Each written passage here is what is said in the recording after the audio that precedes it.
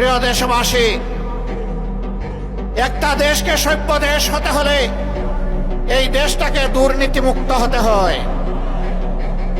আজ কিছু দল এবং ব্যক্তি বাংলাদেশকে দফায় দফায় তারা দুর্নীতিতে চ্যাম্পিয়ন করে বিশ্বের দরবারে অপমানিত করেছে। এদের সকলের অতীত রেকর্ড বাংলাদেশের জনগণের হাতে আছে। এমনকি দুঃখের বিষয়, সকল ফ্যাসিবাদ, দুর্নীতি, বৈষম্য, দুঃশাসনের বিরুদ্ধে 5 আগস্টের বিপ্লব অনুষ্ঠিত হয়েছিল। সেই বিপ্লবের পরের দিন থেকে একটা গোষ্ঠী নিজেদের কপাল কিসমত গড়ার জন্য বাংলাদেশের জনগণের উপর ঝাঁপিয়ে পড়েছে।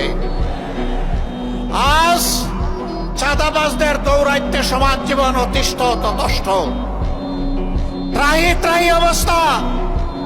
বিনিয়োগকারী, শিল্পপতি, ব্যবসায়ী, ক্ষুদ্র ব্যবসায়ী কেউ শান্তিতে নাই।